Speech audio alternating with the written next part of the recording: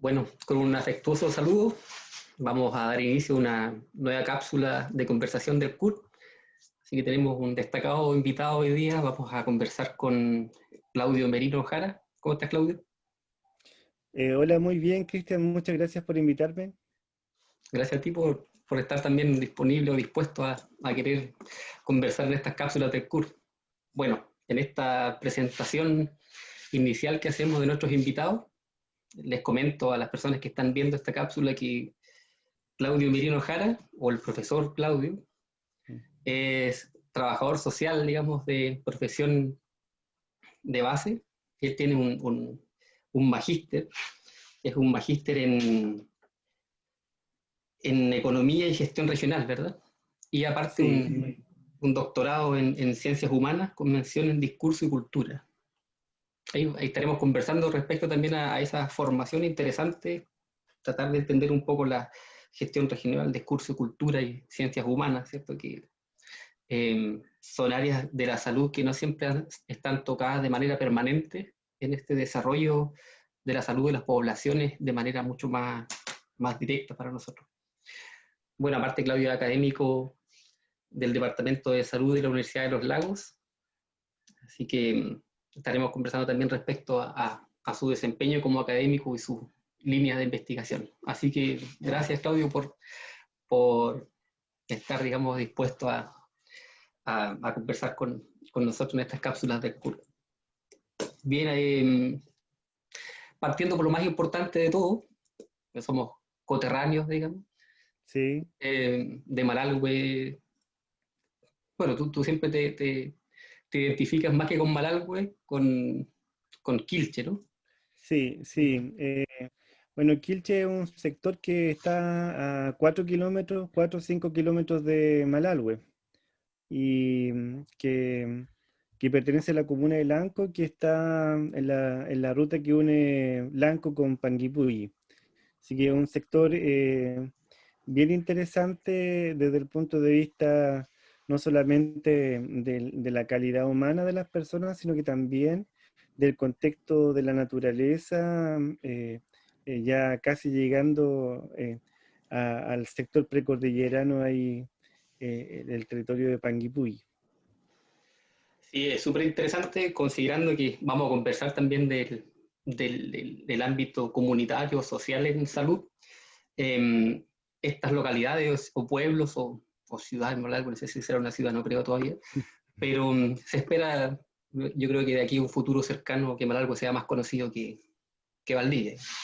Más que nada por la gente el desarrollo humano, tanto por la calidad humana que existe en el pueblo y aparte de eso, a mi apreciación, por la cantidad de gente talentosa que emerge de ahí, sobre todo en las artes y las culturas, y la cultura en general, músicos, guitarristas. Que ahí vamos a estar conversando al final también sobre tu pasado, presente y futuro como bajista, ¿no? Lo conversaremos más adelante. Considerando también que en Malalhue están las mejores fondas o ramas de la región, entre otras cosas también que son dignas de rescatar de Malalhue City y Quilche. Bien, bueno, Claudio, para comenzar desde el punto de vista de tu desarrollo académico y profesional, eh, eh, también me llama la atención porque hasta el momento, bueno, hace muy poco, hiciste el lanzamiento de un segundo libro, ¿cierto? Como editor, y además tienes otro libro anteriormente que es como escritor del libro, que es este, Sí, que está acá, sí, la que es historia de la salud en Chile. La este es el, historia que justamente trata de cómo la salud iba con una senda sustentada en principios democráticos y luego se entronca con una visión economicista de la salud que tiene su periodo más álgido de la década o al principio de 1973 y tres y luego se transforma en un proyecto más bien de un bien de consumo. Entonces, lo que busca ese libro justamente que se llama Del proyecto interrumpido de la democratización de la salud, a esta práctica sanitaria neoliberal en Chile, busca justamente entonces evidenciar que aun cuando las personas siempre piensen que la salud va evolucionando temporalmente, hay procesos históricos que prácticamente algunas veces uno evidencia que en algunos aspectos lo que ocurre es una involución más bien que una evolución. Claro, yo creo que también para eso igual es importante tener como esta conceptualización eh, respecto a la salud que sea unificada. O sea, que vamos a entender también por salud en general de una población o de las personas. Porque yo creo que más allá del Sí. tema del asistencialismo del sistema de salud, sino que me imagino también cómo funciona esta dinámica de bienestar social, físico, espiritual, en todas las perspectivas. Mm. Bueno, acá tengo el libro firmado y Autografía. autografiado por el autor, así que creo que ahora es carísimo este libro que tengo yo acá, sobre todo con este desarrollo académico que has tenido, Claudio, así que, bueno, me siento contento también, me siento orgulloso como la gente de Malalgüe y Quilche y sus alrededores van desarrollándose en todos los aspectos de su vida, así que uno siempre se pone contento por eso y por eso también quisiera hacer el lanzamiento de este libro el año pasado, a pesar de que tenía que clase después, pero fui corriendo y volví, porque me parecía algo significativo, digamos, para ti, para todas las personas que tenemos acceso y necesitamos leer esta información, digamos, respecto a salud. ¿Cómo nace para ti, digamos, esta inquietud por escribir, primero que todo, escribir libros, digamos, más allá de escribir artículos científicos en el área, y en esta línea de investigación que me da la impresión de que al parecer tu línea de investigación se basa en las determinantes sociales de la salud, cómo se vincula la salud con las políticas y la economía, digamos, en Chile, Latinoamérica, basada en la historia, digamos, ¿no? Sí. Esta escritura nace por una necesidad también de identificar quién soy. Em, y desde ahí mi visión particular de mi historia de vida respecto de lo que para mí inscribe los procesos de la salud e enfermedad, más allá de las instituciones, podríamos decir, sanitarias, sino más bien cómo las personas respecto de su condición laboral, económica, respecto del lugar donde viven, de cierta forma tener una salud o una calidad de vida mejor o con mayor problema o mayor dificultad a través del desarrollo de enfermedades. Entonces, desde ahí, siendo una persona que se desarrolló y vivió su vida en este sector de Quilche, cercano a Malalhue, y desde ahí, siendo primera generación que ingresa a la universidad, eh, también esta escritura surge desde donde soy. Y esto tiene un compromiso fuerte con un alineamiento político sustentado en los procesos de democratización de la salud y no elitizar los conceptos, ya sea las prácticas de intervención, sino más bien cómo la salud se constituye en un derecho básico humano universal. Entonces, la escritura por los libros implica tratar de profundizar con mucho, en una escala mucho mayor, el desarrollo de los conceptos y de las líneas y los ejes teóricos para poder, de cierta forma, ir seduciendo al lector respecto de las conclusiones que uno espera.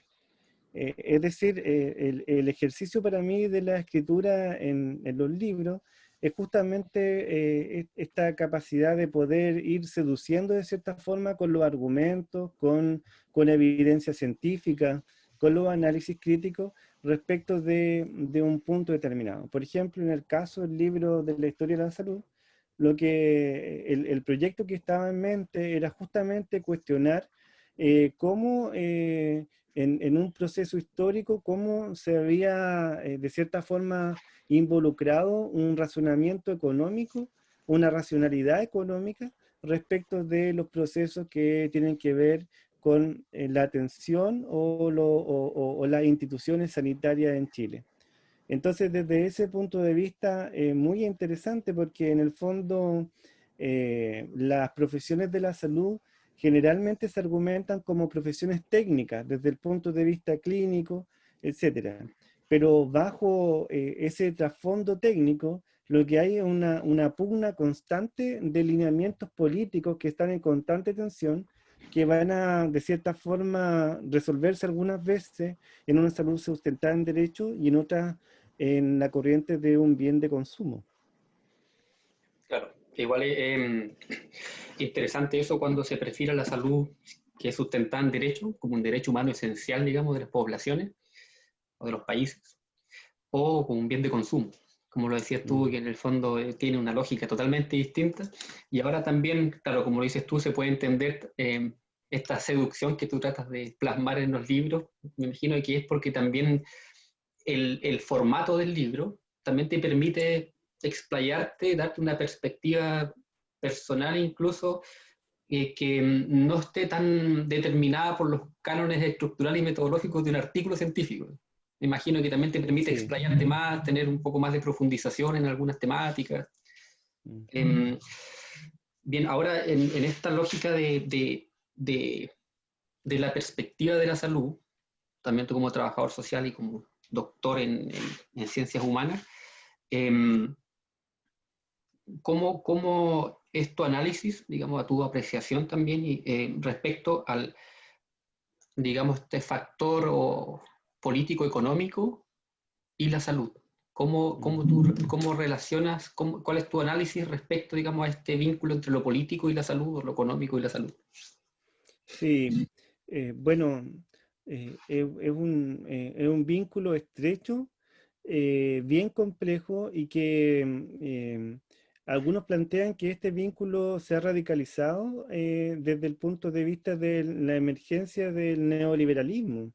Pero lo que yo he visto en mi investigación histórica es que, de cierta forma, las intervenciones sanitarias, por ejemplo, las primeras leyes o las primeras acciones sanitarias sistemáticas en salud pública en Chile empiezan desde 1920 en adelante. Desde ahí se ve una trayectoria sistemática de las políticas de salud en Chile que empiezan a crecer en un periodo álgido hasta el 73 y luego empiezan nuevamente a racionalizarse en los temas económicos. Entonces, ¿cuál es el vínculo que veo yo? Es que cuando se originan las políticas públicas de salud, en un estado que no tenía ninguna necesidad de intervenir, no le importaba intervenir. Entonces tuvimos 3 veces el récord mundial de mortalidad infantil, como lo señala muy bien Angélica Illane, y otros fenómenos como el tema de la cuestión social que tiene que ver con una profunda desigualdad que, no sé, en 1910 teníamos una esperanza de vida de 25 años. En promedio, los chilenos vivían 25 años. Entonces, ¿qué es lo que ocurre? Que el Estado y la clase económica política se empieza a dar cuenta que Chile se estaba quedando sin trabajadores, con una población de 1,5 millones de personas aproximadamente, y con una esperanza de vida tan baja. Empiezan a percibir que para levantar un proyecto moderno de Estado sustentado en la industrialización, lo que faltaba era la fuerza o la mano de obra trabajadora. Entonces, ¿qué es lo que ocurre? Que este vínculo entre economía y salud se empieza a evidenciar tempranamente cuando las acciones sanitarias, más que sustentarse en la validación de un derecho humano fundamental, lo que está viendo es ver cómo se puede mantener de cierta forma lo que se denominó en su tiempo el capital humano, con la finalidad de levantar este proyecto económico, político y modernizador. Entonces, lo que está detrás de este vínculo económico-salud, de cierta forma, lo que yo he evidenciado es justamente ver cómo las políticas sociales empiezan dentro de su propio proceso de contradicción, es decir, cómo está organizada la sociedad y cómo esto va generando, por ejemplo, malestares. No sé, por ejemplo, lo podríamos señalar ahora cómo la contaminación en Quintero y Puchuncaví, que justamente está generando manos de obra y trabajo, está enfermando a la misma población. Entonces se levantan políticas que permitan, de cierta forma, minorizar esta ausencia de salud para tratar de justamente ajustar ese proceso de contradicción. Y eso ocurrió en nuestra historia de Chile y está ocurriendo hoy en día también, pero en esa época se veía de una forma mucho más tangible porque el descontento se expresaba en muerte infantil, en muerte general, y en estas mortalidades que justamente estaban señalando que el cuerpo de la población ya no era un cuerpo productivo y por lo tanto se necesitaban políticas sociales sobre todo en el área de salud, de educación y vivienda, para poder mantener y sustentar este proyecto para que tenga esta fuerza vital, lo que algunos liberales denominan la riqueza de la nación. Y desde ahí entonces levantar este proceso. Como dato anecdótico de esto también es interesante, por ejemplo, comprender cómo surge la atención primaria en salud. Cuando se habla de Alma Ata, por ejemplo, el año 78, que desde ahí surge la estrategia de atención primaria en salud, no muchos saben que el año 79 el Banco Mundial y el Fondo Monetario Internacional convocan a la UNICEF y a otras organizaciones privadas como la Fundación Ford, Rockefeller, a una nueva conferencia privada en Italia el año 79. Y lo que concluyen ahí, entre otras cosas, es que la promesa de Alma Ata de eliminar, por ejemplo, la pobreza el año 2000 o generar Salud para servicios todos. de calidad como de primera acción, lo que va a generar es que las personas pobres consuman más bienes sanitarios. Y por otra parte, al aumentar la esperanza de vida de la población pobre, esto va a provocar una sobrepoblación. Entonces, ¿qué es lo que dicen en esta conferencia oculta que se ha denominado como la atención primaria selectiva? Es que lo que hay que señalar entonces es que no vamos a provocar o no vamos a producir una salud de calidad, sino lo que vamos a hacer es que vamos a seleccionar algunos programas específicos, en este caso inmunización, planificación familiar e hidratación y control de las enfermedades gastrointestinales de los niños. Ese paquete de medidas va a ser lo que se va a traducir en la primera generación de la atención primaria que va a operar en América Latina y, y que esto tiene como trasfondo que se está visibilizando que en el fondo una atención primaria de buena calidad iba a consumir más recursos y que esos recursos iban a estar destinados principalmente a la población más pobre y que esto a la larga iba a provocar una sobrepoblación. Entonces lo que está en el trasfondo de este hilo histórico es que lo que ocurre es que la salud o la salud pública en una parte importante está siendo visualizada como mantener el engranaje productivo de la clase trabajadora y que viva lo suficiente para producir, pero no que viva mucho como para poder depender del Estado. Entonces es algo muy terrible desde ese punto de vista. Entonces con lo que hay que luchar es justamente vencer o tratar de minimizar ese eje económico que se ha instalado en la salud y plantearla más bien como una condición de derecho humano esencial para que toda persona se pueda formar, fortalecer y desarrollar. Vivir en el fondo.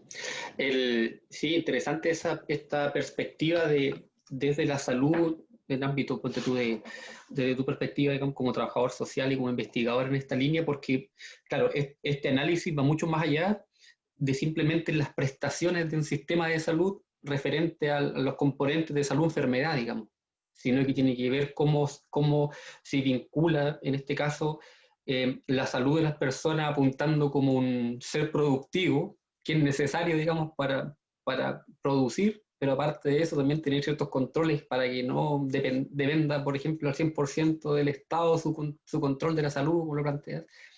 Y bueno, y aparte el desarrollo histórico de los planteamientos internacionales, pues como lo mencionabas tú, esta declaración de Alma Ata, para que la gente que nos está escuchando también en sus casas estos acuerdos internacionales que se realizan históricamente, el 78 en Alma-Ata, se juntan, ¿cierto?, estos componentes internacionales, estas entidades, a plantear ciertos lineamientos de desarrollo. En este caso, y le ponen el nombre de la ciudad, digamos, donde se realizó esta reunión, digamos, esta convocatoria para una carta, que en el 78 fue en Alma-Ata, que es tarea para la casa, Sí, para que investiguen dónde queda Alma-Ata. No, en Kazajistán, ¿no? Kazajistán. Y, y, eh, y ahí se plantean los lineamientos de la atención primaria de salud como el eje fundamental, como decías tú, y aparte de eso, esta premisa de salud para todos al año 2000, que yo creo que igual es, no sé si quería como al debe al parecer eso, y aparte como lo Sí, planteas tú lo otro, porque la justamente declaración esta de otra conferencia que se realiza en Italia el 79, y que ahí es bien interesante las investigaciones de un historiador peruano que se llama Marcos Cueto, que trabaja en la universidad en Brasil, en Fiocruz, plantea justamente en base a sus investigaciones que en realidad Alma Ata o esta propaganda de una mejor calidad de salud, a la larga lo que se tradujo fue en programas específicos, justamente por esta restricción económica, instalando todos estos conceptos que se ven hoy día como el costo de efectividad o costo de eficiencia. Es decir, Mm. y desde ahí surgen un montón de dilemas éticos, por ejemplo, en el contexto del coronavirus, cuando hay que discriminar, por ejemplo, respecto de la utilización de los ventiladores mecánicos. Por ejemplo, si hay un adulto mayor, ese adulto mayor no va a ser candidato prioritario en relación a una persona más joven, productiva, etcétera. Entonces, es interesante cómo estos conceptos se han instalado tan profundamente que empiezan a constituirse o enmascararse en dilemas éticos o técnicos, donde la decisión técnica también es una decisión política respecto del decidir quién vive y quién muere. Y esta decisión también tiene que ver con los aspectos asociados a qué cuerpo o qué vida contenida en ese cuerpo es más valiosa o menos valiosa. No se discute en esos términos, pero sí se discute en respecto de la costo-efectividad, es decir, vamos a tener una persona respirando 2, 3 meses y qué va a pasar después, que fue un poco lo que argumentó el Banco Mundial el año 93 en un documento que se llama Invertir en Salud. Decía, ¿para qué vamos a invertir o vamos a producir acciones sanitarias en personas que tienen cáncer o VIH o recién nacido, si a la larga vamos a saber que esa inversión económica no va a dar fruto porque estas personas igual van a morir? Entonces, esa relación de costo-efectividad, cuando se traduce en un criterio ético y este criterio ético se enmascara en la protección de los derechos humanos, entonces a la larga lo que estamos viendo es que se empieza a desproteger la vida. Porque con lo que tú señalas, que estas determinantes sociales o estas desigualdades, cómo afectan o inciden la salud, afectan de una forma bien específica, porque todos nosotros tenemos la probabilidad de morir. Nadie tiene contado o asegurada su vida, pero lo que señalan las estadísticas o los datos es que muere más la población perteneciente a los pueblos originarios, mueren más las personas afrodescendientes, mueren más las mujeres y mueren más las personas que están en una situación de pobreza. Entonces, ahí uno se da cuenta que en realidad el derecho a la vida y cómo se llega a los últimos años de la vida va a estar condicionada por otros elementos que escapan al sector salud. Es decir, cómo lo alimentamos, qué disponibilidad de áreas verdes tenemos. No sé, por ejemplo, hay un ranking que yo he sacado algunos datos estadísticos de ahí, que ciudades como el sur de Chile, bueno, Valdivia no, Valdivia está sobre ese ranking, pero la disponibilidad de metros cuadrados por áreas verdes. Por ejemplo, Vitacura tiene 18 metros cuadrados por áreas verdes y Puerto Montt, que es una ciudad del sur de Chile, tiene menos de 5 metros cuadrados por áreas verdes por habitante. Entonces, si pensamos que eslogan como el gobierno que señalan como el elige vivir sano, es decir, depende si el tema de la salud es simple elección de las personas o también está condicionado por esos elementos. ¿Para qué vamos a hablar de los efectos de la degradación ambiental. Es muy interesante, por ejemplo, algunos estudios que señala Mayarí Castillo, por ejemplo, respecto de la contaminación ambiental que ella denomina sufrimiento ambiental. Por ejemplo, el caso de Temuco, de las personas que viven de basural, o este basurero municipal de Boyeco, que hace muy poco tiempo se cerró, o los casos de vivienda levantada sobre el relave minero en Arica. Entonces después la persona llega enferma de cáncer, pero la causa de eso es la exposición a estos contaminantes ambientales. Sí, interesante, por ejemplo, eso cuando comentabas el tema de poder ponderar quién tiene más derecho a vivir por sobre otra persona, que lo que pasó, por ejemplo, en Italia con los ventiladores mecánicos. Qué terrible eso, como esta, este dilema ético que se genera en estas circunstancias. Y claro, como dices tú, se termina planteando al final como un ente en la producción de por medio. Bueno, también así como tú sabes, el desarrollo de las orientaciones o el perfil internacional y nacional en el desarrollo de la salud se ha ido dando por estas conferencias o declaraciones, tanto una de Almata para adelante, digamos, otras, que han ido vinculándose una a la promoción de salud como un factor importante, otro a los determinantes sociales de la salud, otro y otros, por ejemplo, a salud en todas las políticas, que yo creo que también esa conferencia empieza como a vincular todo lo que has comentado tú, que en el fondo siempre el sector social desde la perspectiva política y social en general, desde todas las dimensiones de un territorio, de una sociedad, va a terminar influyendo de alguna u otra manera sobre la salud o enfermedad de esas personas, digamos. Por lo tanto, es necesario tenerlo en consideración desde todas las perspectivas, como lo planteas tú. Sí, desde ahí es muy interesante, por ejemplo, comprender que algunas enfermedades, incluso las que parecieran ser que fueran como técnicas, por ejemplo, eh, la medición de material de contaminación, material microparticulado respecto del consumo de leña en el sur, y es interesante, por ejemplo, algunos estudios que conozco yo respecto de cómo, por ejemplo, eso de material contaminante, ese aire contaminado, microparticulado, está asociado también, por ejemplo, a la geografía donde están ubicadas las poblaciones, la calidad de las viviendas, qué tipo de materiales permite filtrar o no filtrar material, cómo esas personas se están calefaccionando. O lo mismo uno podría señalar respecto, por ejemplo, de enfermedades de salud mental como la depresión, por ejemplo, que es una enfermedad que tradicionalmente, aún existiendo un equipo psicosocial, como psicólogos y trabajadores sociales, tiene un fuerte componente de la medicalización de la salud. Y lo que pasa entonces es que el sistema de salud, por una parte, trabaja los síntomas y que estos síntomas son asociados a ciertas enfermedades, se intervienen los síntomas sin tratar de intervenir sobre las causas que provocan estos problemas. Entonces, como señala, es muy importante evidenciar todos estos sectores que van a incidir, o todas estas variables que inciden en la calidad de vida de las personas, por ejemplo, los metros cuadrados en los cuales viven las personas. Imagínate que en un lugar de una vivienda donde ni siquiera existe intimidad para que las personas puedan tener relaciones sexuales, o que tengan la posibilidad de calefaccionarse bien, todos esos elementos van a incidir en la salud. La presencia de vectores o de animales callejeros, eh, todo eso incide en los procesos de salud e enfermedad.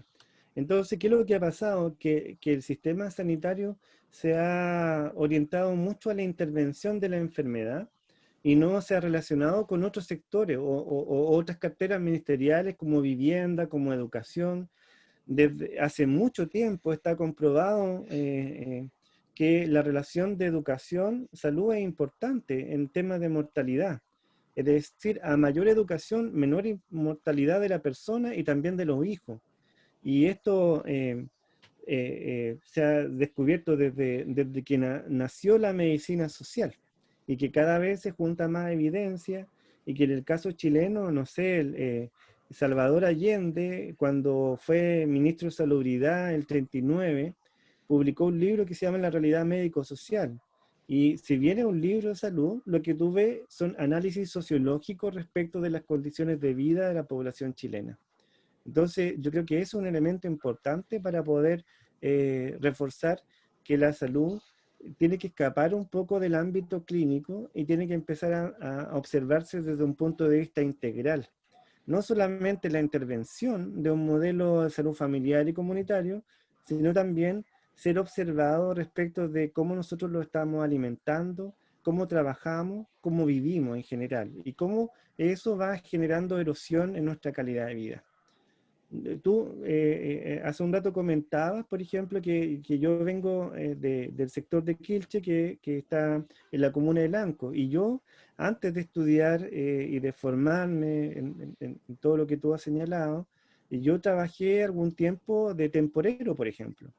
Y ahí la exposición, por ejemplo, al sol o la capacidad de poder hidratarte o las condiciones en las cuales las personas se alimentan durante ese trabajo, eso también implican condiciones y expectativas de vida diferenciadas con, por ejemplo, una persona que tiene un trabajo de oficina, que está climatizado, que obviamente puede estar en otros riesgos cardiovasculares, etcétera, pero esas condiciones de vida van a incidir en la forma como las personas vivencian los procesos de salud o enfermedad. Sin considerar también por el otro lado probablemente lo que pudiera haber pasado con la precarización laboral también, desde el punto de vista desde las cotizaciones para adelante, porque probablemente eras menor de edad, etcétera, etcétera. Sí. En lo que se hacía, digamos, en Maralco. Pero sí también yo creo que hay otras cosas importantes desde la ruralidad. A mi parecer, que esto ya es más una opinión no tan técnica como la tuya, pero sí me llama la atención, por ejemplo, ya que hablamos de Malalco, de pueblos, o Quilche, o Lanco, que son Panguipulli, pueblos pequeños, que se da una dinámica, a mi parecer, que por mucho que mucha gente de ciudad incluso se burlan de la gente, muchas veces se burlaban de la ruralidad de uno, Mm. en el fondo uno puede identificar ciertos aspectos que son como factores protectores de la salud. El hecho de vivir en sectores rurales, sobre todo en la infancia, por ejemplo, en el desarrollo psicomotor, en la socialización que uno tenía con los amigos, los niños, en la libertad, por ejemplo, de poder explorar muchas cosas, la solidaridad que se generaba en los tipos de juegos que habían probablemente en esa época, y las condiciones ambientales que se da en esas dinámicas rurales, más allá de esta hiper mega abundancia tecnológica, sino que tenía que ver también con impulsar muchas veces la creatividad, entre otras cosas. Yo creo que esa seguridad también de repente que puedes tener de uno, no sé, pues cuando chico podías salir a jugar y volvías en la tarde, en la noche a la casa, a comer y a lavarse y a acostarse. Entonces yo creo que hay muchas cosas también como factores protectores que tiene la ruralidad. Por ejemplo, uno puede ver también cómo se comporta la gente. El hecho de que se saluden los vecinos, que se conozcan, tú vayas a comprar y conoces al dueño del negocio y conversas sobre cosas personales, o, por ejemplo, esa persona que está tal vez en una situación un poquito más privilegiada ayuda a la otra persona que tal vez tiene una situación como compleja en esos momentos. Yo creo que se da una forma de calidad de vida que yo creo que tarde o temprano termina siendo como envidiable por muchos funcionamientos que son urbanos más grandes, digamos. Sí, de hecho, por ejemplo, uno de los aspectos que es muy importante el tema de la cohesión social y cómo eso ayuda a también fortalecer los estilos y calidad de vida de la persona. Eso implica mucha seguridad desde el punto de vista del desarrollo cognitivo y psicomotor de las personas. Y otro aspecto importante es el tema de la soberanía alimentaria, es decir, por ejemplo, la producción de los alimentos sin estas cadenas de procesamiento que generan contaminación cruzada. Por ejemplo, todas Mm. aquellas personas que tienen problemas de enfermedades celíacas o enfermedades de alergia alimentaria, lo que justamente están revitalizando son las economías locales debido a que todo el proceso de productivo a gran escala lo que hace es que genera contaminación cruzada, y estos elementos a la larga, por ejemplo, también con la utilización de semillas transgénicas, también van provocando otros elementos que son importantes. Entonces, ciertamente hay una ventaja comparativa de vivir en un sector rural desde ese punto de vista, y que es muy importante rescatar esta soberanía alimentaria y la producción de alimentos que mucha gente en Malalhue y en los alrededores todavía está generando. La producción de papa, la producción de hortalizas, y que eso es muy importante y que a pequeña escala también se debería replicar en los sectores urbanos con estos huertos urbanos o comunitarios que permitan justamente ese tipo de control. Que, que el tema de los alimentos es muy importante en una sociedad que tiene altas tasas de enfermedades cardiovasculares, hipertensión arterial, diabetes, y que una de las principales causas de muerte es justamente las enfermedades cardiovasculares. Entonces, la alimentación también implica un proceso de soberanía alimentaria muy, muy interesante de abordar. Perfecto. Bueno, ahora quería preguntarte también respecto al segundo libro que fuiste editor, que se llama Salud Colectiva desde el Sur. ¿Cómo se perfila Sí. esta orientación de ese libro, digamos, en términos generales, porque todavía no está en el mercado? Sí, es un libro que se publica este año, el 2020, hace muy poco rato atrás. Ya es un libro que se empezó a comercializar, uno lo puede comprar en formato digital o electrónico, en formato ebook, y también a través de esta tienda Busca Libre. Y es un Perfecto. libro que compila trabajo desde personas que trabajan en Chiloé. En Chiloé se están realizando muchas experiencias muy, muy interesantes de trabajo comunitario y sanitario. Ahí está Jaime Bacachi y Alejandra Leighton, por ejemplo, que están trabajando bastante en el territorio con otras personas, con facilitadores interculturales. De hecho, por ejemplo, en Chiloé hay una experiencia muy interesante de autonomía pedagógica con la Escuela Superior Campesina, en donde ellos mismos se van educando, se van fortaleciendo en dinámicas de investigación, de soberanía alimentaria, etc. Este libro compila entonces experiencias de Chiloé, de Valdivia, del sur de Brasil, y en 8 capítulos aborda desde lo que se ha denominado la salud colectiva, que de cierta forma es una salud que no solamente mira a la población como objeto de intervención, sino que ve las dinámicas que ocurren justamente en la interacción, como decías tú hace un rato, y que estas dinámicas de interacción crean otros fenómenos que son protectores de la salud. La cohesión social, el tema de las relaciones interpersonales, el tema de la horizontalidad, por ejemplo, en la relación de un clínico y de una persona, es decir, que ambos tienen saber y que esos saberes deben ser de cierta forma coherentes, y tratar de mirar la salud no solamente como el cumplimiento de metas, que se sustentan en estadísticas que algunas veces invisibilizan todos estos procesos, estas riquezas que se dan en la interacción. Es decir, es un libro que sistematiza distintas experiencias, personas enfermas de VIH, personas vinculadas a la autogestión, que tratan de justamente promover una salud sustentada en los derechos, en la democracia y la horizontalidad de los saberes. Entonces es bien, bien interesante lo que plantea este libro. Perfecto. Bueno, para ir cerrando también, me gustaría preguntarte algunas cosas más de índole personal, también más allá del desarrollo académico y profesional que has tenido, que en el fondo es muy importante, a mi parecer, y probablemente al parecer de muchos. Bueno, yo tengo entendido que tienes una historia también relacionada al arte, como a la música principalmente, como bajista. No sé si todavía estás tocando o ya dejaste, digamos, abandonado el instrumento, o menos cómo ha sido cómo fue tu historia también en ese desarrollo como del arte musical, considerando, digamos, que vivías en Quilche, bueno, rodeado en este caso de buenos músicos también que se generaron también en los pueblos, como, sobre todo en el ámbito del rock y heavy metal y todo lo Sí, que te gusta a ti. bueno, todavía toco bajo. Eh, eh, Me fui equipando también como proceso de crecimiento histórico, ya absolutamente muy, muy bien equipado desde el instrumento hasta el amplificador y todas las pedaleras y los efectos. Y lo que me dedico ahora ya no toco música con otras personas, sino que me dedico a estudiar el instrumento y a conocer y aprender más de música en sí mismo. Ya, Armonía, como composición, toda la algo más estructura de la teorizando, música. digamos, la música. Sí, así que ahí practico como me permite el tiempo laboral y familiar.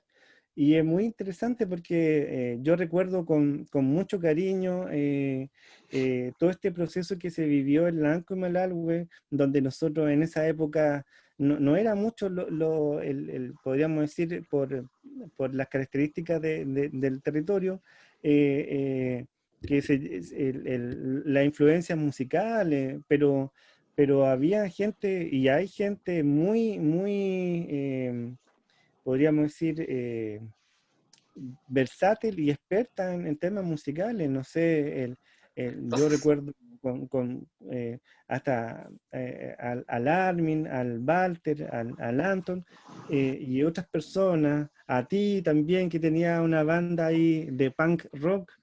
los Muy panquetes. interesante este proceso y que eso también ayudó a una generación de cierta forma, buscar una identidad, fortalecer estas interacciones comunitarias. Recuerdo con mucho cariño y con mucha nostalgia todas las tocatas que ocurrían en Malalhue y Lanco y los alrededores, y cómo la música permite también recordar a gente que no está, po, y que